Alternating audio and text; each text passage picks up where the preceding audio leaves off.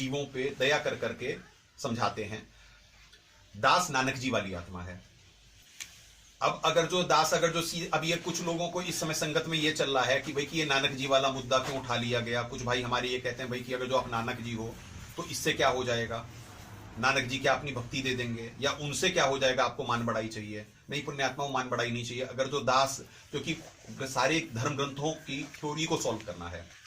परमात्मा जब धरती पे आते हैं तो नकली धर्म गुरुओं की पोल पट्टी खोलते हैं, क्योंकि परमेश्वर स्वयं सतगुरु जगत गुरु की भूमिका स्वयं परमेश्वर ही निभा सकते हैं या परमेश्वर के अवतार निभा सकते हैं। ठीक है जी।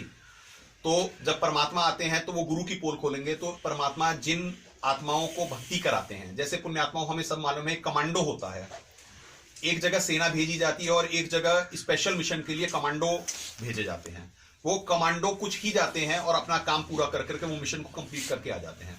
तो परमात्मा एक आत्मा को कमांडो ट्रेनिंग देते हैं सतयुग से लेकर के, असंख्य धर्मों से उसे ट्रेनिंग देते हुए ला रहे होते हैं। फिर उस सतयुग, त्रेता, द्वापर और कलयुग की साइकिल में उसे सतयुग में परमात्मा राजा अम्बरीश जी का जन्म देते हैं। फिर परमात्मा उन्हें त्रेता में जनक जी का जन्म देते हैं। फिर परमात्मा उन्हें कलयुग में नानक जी का जन्म देते हैं और कलयुग की बीच की पीढ़ी में संजय का जन्म देते हैं। ये पहले से हमारी ड्रेसेस बनी हुई हैं, क्योंकि परमात्मा ने बताया हुआ है कि यानी ये सीडी बनी हुई है चारों युगों की, और सीडी वो लग जाती है।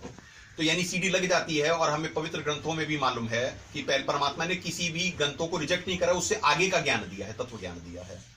तो अब हम तत्व पे आते हैं कि ये थ्योरी कैसे सॉल्व होती है। तो परमात्मा अपनी उस आत्मा को निमित्त बना के, जो जैसे जितना इंपॉर्टेंट, क्योंकि हम 16, 23, 24 पढ़े, 16, 23, 24 में परमात्मा ने हमें भक्ति यहां से सिखाई कि 16 पवित्र गीता जी के 16वें अध्याय का 23वां 24वां श्लोक है, जो शास्त्र वेदों मनमाना आचरण करते हैं उनको ना तो इस लोक में सुखी होता ना उनका परलोक सुखी होता। फिर 24वें श्लोक में परमात्मा हमें